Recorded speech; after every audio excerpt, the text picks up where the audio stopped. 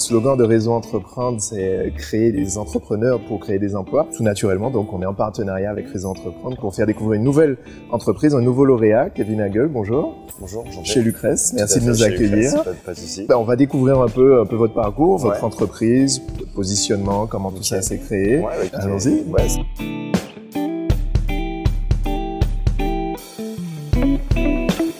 Comment l'idée est venue? Comment ça s'est créé? Comment ça vous est venu? Je viens de la Guadeloupe, j'ai fait 10 ans à Paris et c'est vrai qu'à Paris j'avais envie de gagner en qualité de vie et j'avais aussi envie de monter un projet dans ce que je faisais, c'est-à-dire la restauration. M'est venue la Martinique par une opportunité que j'ai saisie, notamment par Réseau Entreprendre. Réseau Entreprendre qui est l'un des biais qui m'a permis de venir m'installer, de vraiment penser à du coup construire ici en Martinique. Et sur le concept, comment le positionnement de votre restaurant, ce que vous proposez et comment ça vous est venu?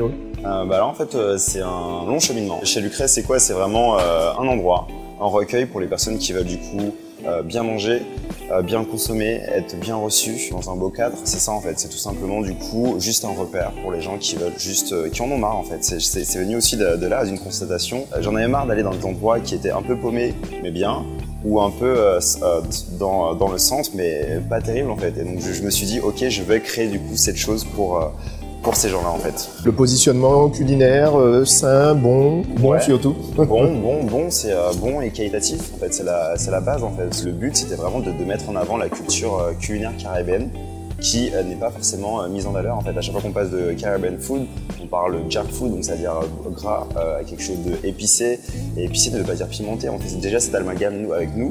Et donc le but c'était juste de mettre en avant, voilà, on a une richesse qui est juste géniale, la richesse culinaire, culturelle. Et en fait, par exemple, quand je vais à l'étranger, j'allais dans des très bons restaurants, dans des très bons lieux, mais il manquait cette petite épice, il manquait ce petit goût que nous on a. Et donc du coup en fait c'est ça en fait qu'on doit mettre en avant. Donc c'est ça que j'ai voulu mettre en avant pour le coup. Dans le cheminement entrepreneurial, l'idée c'était d'utiliser cette expérience, ces goûts, cette volonté de proposer quelque chose et puis aussi de s'appuyer sur des parcours, des aides existantes ou des parcours existants, notamment de pairs à travers Réseau Entreprendre qui, on le rappelle, sont des entrepreneurs qui accompagnent d'autres entrepreneurs. Tout à fait.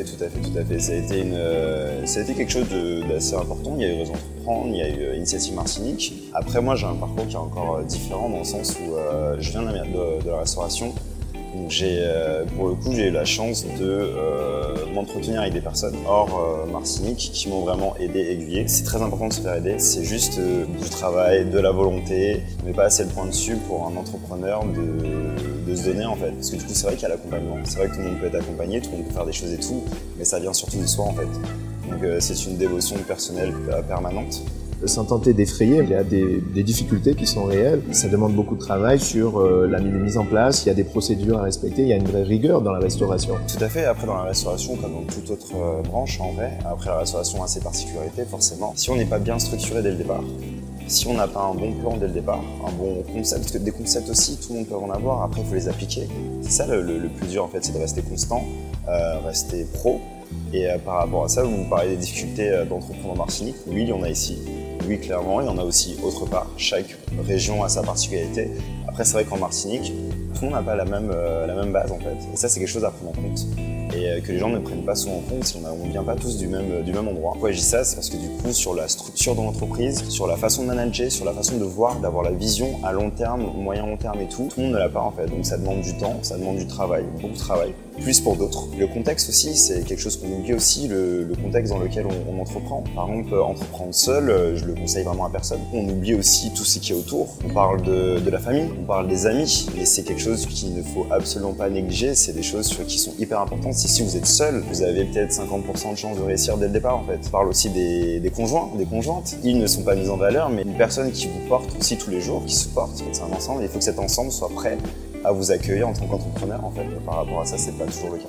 On en retire quand même cette espèce de satisfaction d'avoir vraiment construit un établissement, un concept, un service qui vous ressemble, que vous proposez, vous nous direz vos horaires tout à l'heure, à quel type de clientèle bien aussi, il y a cette satisfaction et ce côté très prenant et très Après, valorisant. Oui, valorisant, oui, pour le coup, c'est vrai que je me posais la question comme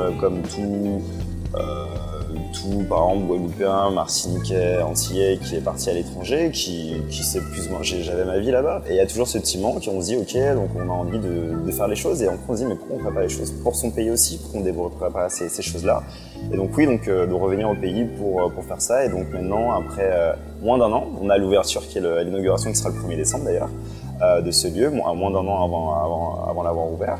Et oui, il y a une satisfaction qui s'installe, mais en fait, comme ce que je disais au début, il y a cette chose, mais cette chose demande du travail, d'une rigueur en fait. Une rigueur, et donc par rapport à ça, oui, il y a cette satisfaction, mais aussi du coup le travail qui est accompli, le travail qui doit être accompli tous les jours, et l'obligation du coup de devoir bien faire et de continuer à bien faire pour donner un service de qualité à toutes les personnes qui seraient susceptibles de franchir cette porte pour le coup.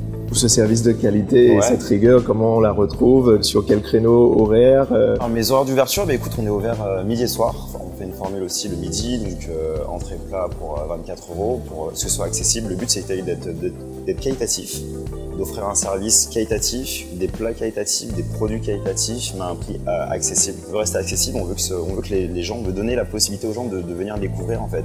C'est des produits que vous avez dans vos frigos. L'igname, patates douces, c'est des choses qu'on fait, mais on les revisite en fait. On les revisite à la culture caribéenne. Et donc en fait, chez Lucrèce, c'est ça en fait. C'est un repère j'espère, de bon goût. C'est une vibe, c'est un moment, c'est quelque chose d'unique. On a une décoration qui est un peu du coup vintage. Donc ce qu'on veut, c'est être unique, rester dans le temps, qu'on fasse voyager les gens, mais tout en restant en Martinique, qu'on se dise qu'on soit fiers en fait d'être chez nous. Ça, c'est chez nous. Ça, c'est avec nos produits. Ça, c'est avec des gars comme avec qui on a grandi. Ça, c'est nous en fait. Donc voilà, chez Lucrèce, c'est un tronc en fait. Juste la dernière question, Lucrèce.